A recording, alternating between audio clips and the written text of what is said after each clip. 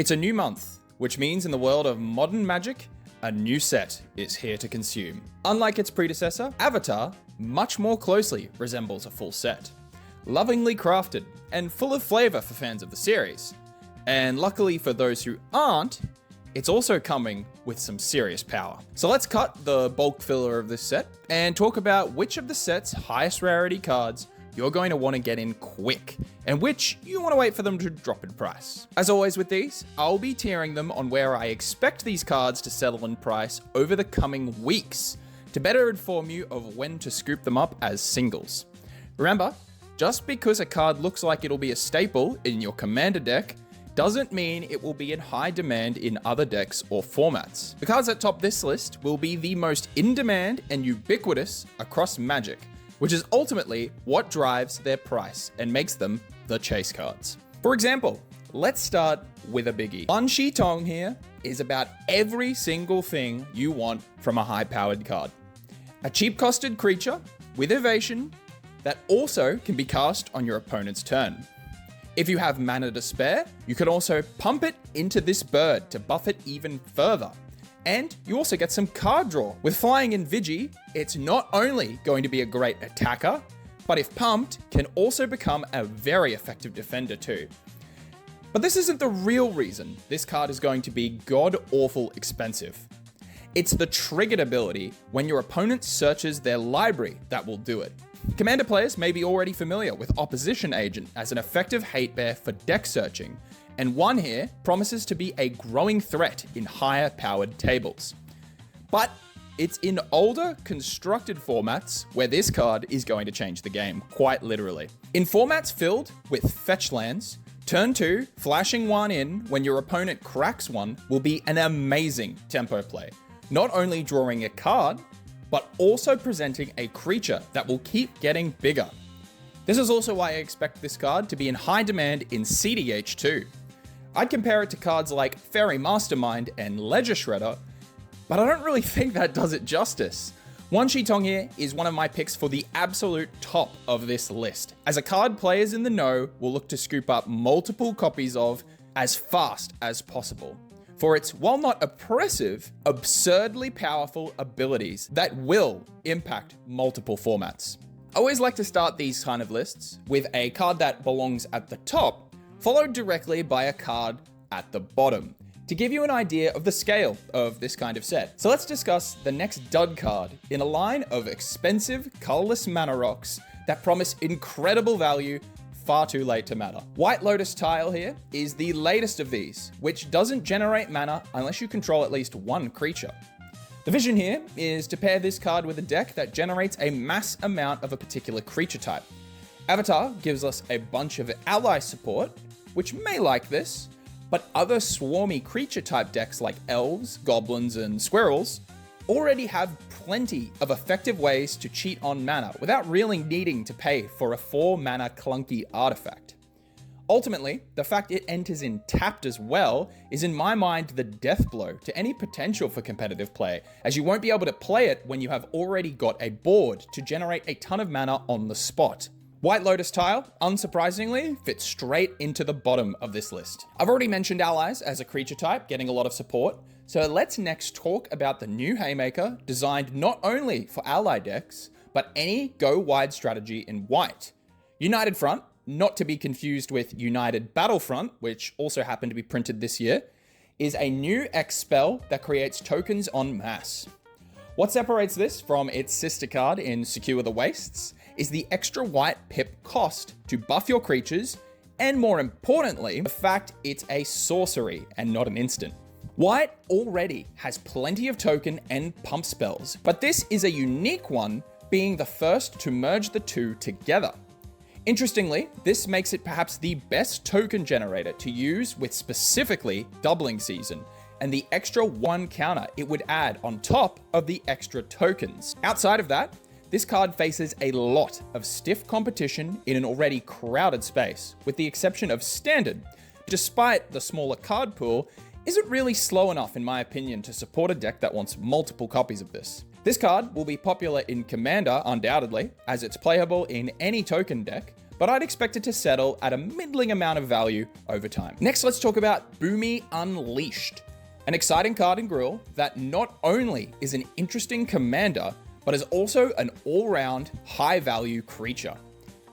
Thanks to Earthbending, he will come in with 2 sizable bodies for 9/8 worth of stats, meaning if he is removed instantly, which a savvy opponent will do, he will still leave you some value behind in the form of the land he bends. The extra combat he can give, while powerful, is definitely a red herring here, with it only being particularly relevant in a commander deck centered around him with plenty of land creatures. The real value here is the ability to untap all your lands on him dealing damage, allowing you to play another turn's worth of cards after combat. It goes without saying, the tempo you get from this can and will very often be game winning. And thanks to Trample, he won't be chump blocked. Bumi is a must answer threat that, thanks to the land creature he also makes, won't be easily answered cleanly. There's plenty of mid-range decks across Standard, Pioneer, and Commander that would love to run him. The only problem is, being 2 colors will dramatically limit his ability to be played in as many decks. Regardless, I'll be expecting Bumi to mirror similar cards like Morag in price for his generally high-powered ability. While he's in Standard, definitely expect him to cost a bit. If it wasn't clear yet, I'm pretty high on Earthbending as a mechanic, and I think we'll be seeing a lot of it making its way into competitive games soon. Badgermole Cub will be the herald of that. A 2-mana, 2/2 that also happens to make a 1/1 is a cute enough card to already see play in Standard. But the real kicker here will come from the extra mana generation it creates. Not only can the land it earthbends be tapped for extra mana, but it synergizes very well with mana dorks that can be played the turn before it comes out. Like Wan Shi Tong from earlier, Badgermole Cub really likes decks with access to fetch lands as the cheapest way to earthbend a fetch. This will bring it back when you use it, allowing you to turn what are already some of the best lands in Magic into free ramp spells for just absolutely mental value. This also works with budget options like Terramorphic Expanse or Fabled Passage, but will be notably slower.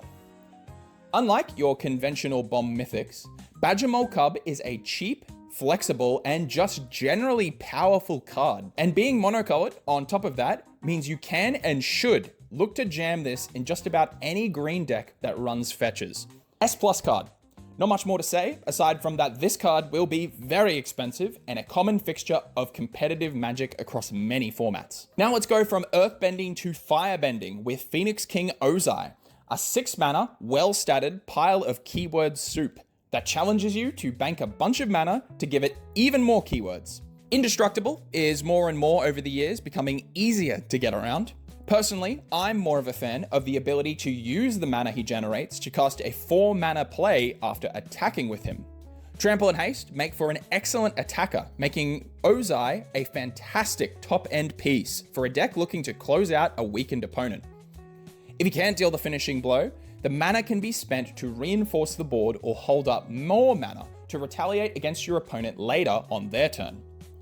Format-wise, the 6-mana price tag does make me hesitant he'll see play in the fastest formats, but I think he has a possible home in Standard and will be a popular card in Commander for his always powerful ability to generate mass amounts of mana. I wouldn't expect this card to be overly expensive though in the long run, once the hype around him does die down. In a similar vein to Ozai, Sozin's Comet offers players the potential to generate a massive amount of mana.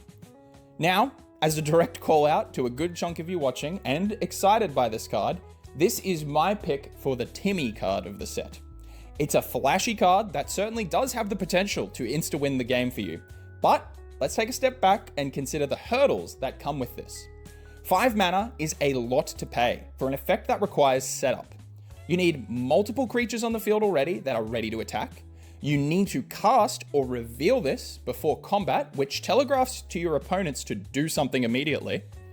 Your opponents only need to remove or even just tap your creatures before combat to cripple this effect or outright deny it. I totally see games where this pops off hard, and there is definitely decks for it. Token-heavy decks in red will definitely consider this, but it also competes directly with ritual effects like Seething Song and Jeska's Will, which come out faster, don't need to be built around to get the mana from them, and more often than not, also win the game the turn they come down. If it worked with combat tricks that made tokens like Mobilize, I might be higher on it, but it doesn't. So ultimately, there are just too many hoops to jump through in my opinion. Since there are a considerable number of players who, regardless, still adore cards like this though, it will definitely hold some value, keeping it from making it right to the bottom though. That can't be said though for Walls of Ba Sing Se, which despite being an exciting new addition to Toughness Matters decks, and of course Arcades, it's far too niche to hold value. It shares the indestructible effect with Avacyn, but unlike her, has no ability to apply pressure on its own, and despite being a literal massive wall, still can only block a single creature per combat. Totally get this becoming an instant staple in a few commander decks, but that's not going to really have it be in high demand across Magic. Also, dies to Doomblade. While we're down at the bottom, I think I will also mention Wan Shi Tong's Planetarium, which, unlike him, is far too slow and random to generate consistent value in most decks. He does have a home in Scry and Surveil decks, but unless your deck is constructed to be very top heavy in mana value, you won't find the consistent free value you want for what you paid. Compare this with Chimley, the Inner Sun, which, thanks to the power of Discover, will always find you value every turn, on top of preventing your permanents and spells in general from being countered. If this card wasn't legendary and could be copied, I would be praising this card, but it isn't, and so will very likely become a cheap niche mythic. Phoenix Fleet Airship is up there with my favorite cards of this set, and while I don't think it's a blockbuster, I do think it takes up an interesting, unexplored space in Black Sacrifice. The fact it works with any type of permanent gives it great applicability to many decks, and not even just sacrifice-based ones. Decks that run clues, treasures, food, all could find a spot for this, and the fact it works with fetches as well is particularly exciting. In Constructed, I expect decks to try this in multiples in the sideboard to attack control decks.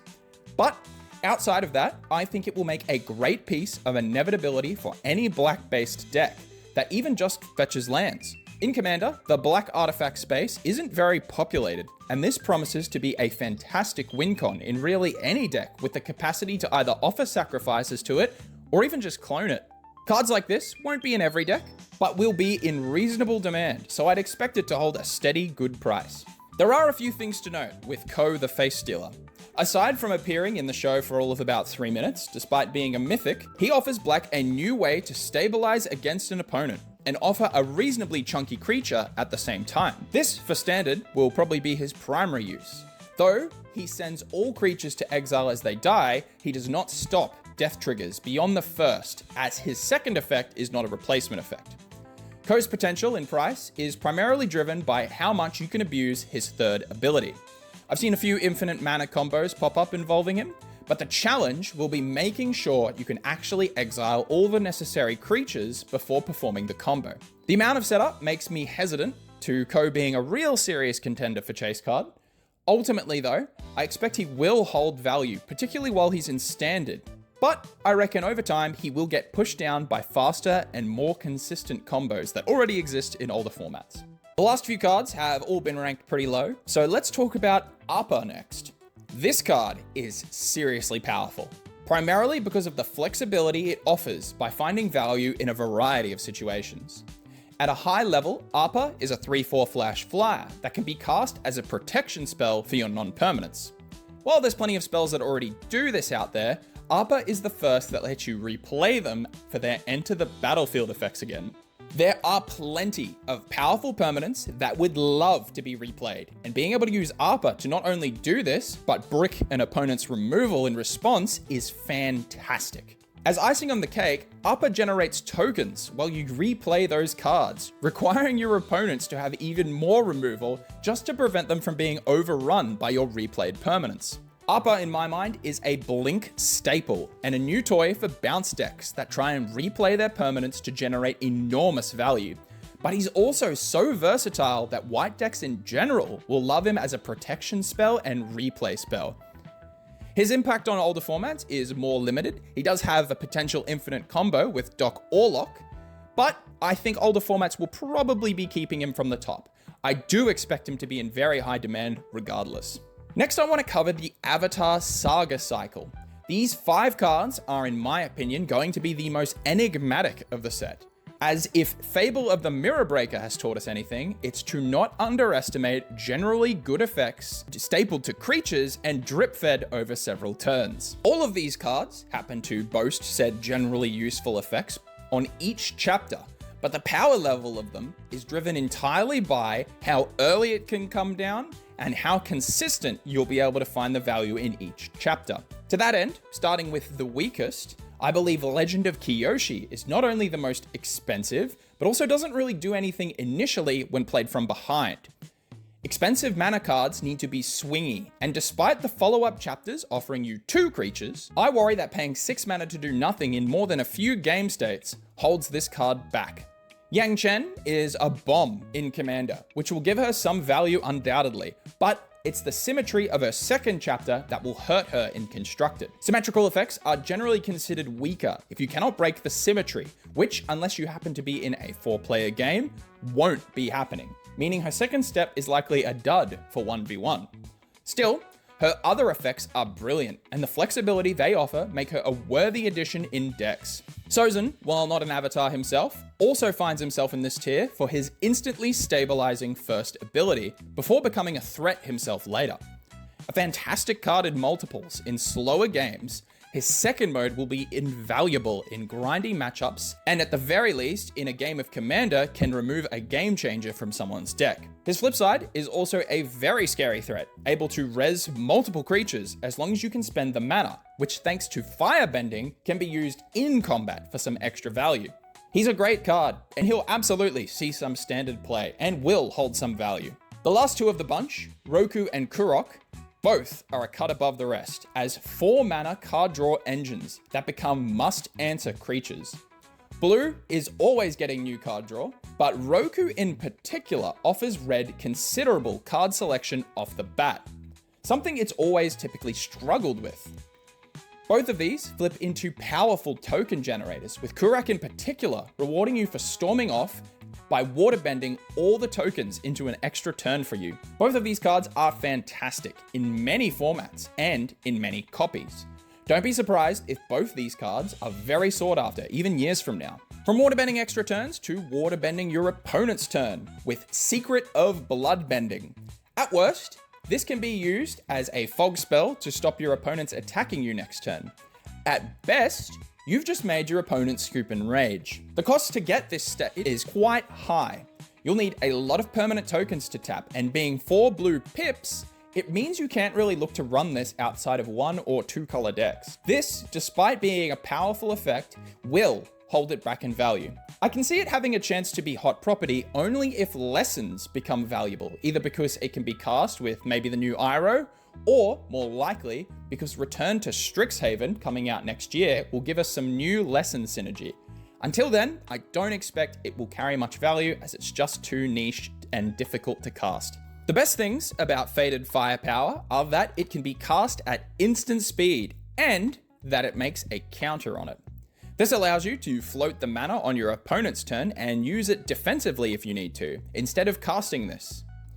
The counterpart really matters because I believe this card's primary home will be in a deck that utilizes Proliferate in some capacity to increase the fire counters on this.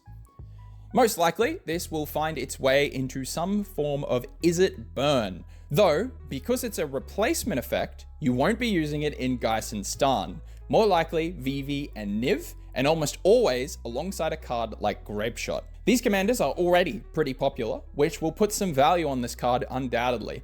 In Constructed, I see this being cast on an opponent's end step for 4 or 5 mana to add some juice to a board of small creatures, and pings like an army of hired claws. Lastly, we finish with Aang himself, a new 5-color commander with a tall ask but a massive payoff. Ideally, the turn you slam him down, you want to immediately draw cards with him. At the very least, which will be the easiest to do with Firebending or Waterbending if you've already got a board state. If he's going to see Constructed play, this is what he'll be used for mainly, and I would encourage you to view him primarily as a card draw engine. He's unsurprisingly held back by that really tough casting cost, making him next to impossible to cast consistently on turn 4 in Standard. You might see where I'm going with this, but I think Aang here was printed with Commander in mind and will be one of the most popular 5-color commanders going forward. He will fetch decent value simply because of this, as well as being the face of the series. But with his limited applications outside of decks dedicated to him, he won't be able to find his way into the top rows of value. There you have it. As a general comment about this set, I think there is an above average amount of powerful mythics in this set, with several having a great shot at impacting even the oldest formats. What do you think? Let me know in the comments and check out my other rankings of other sets. Consider subscribing, and until next time, cheers.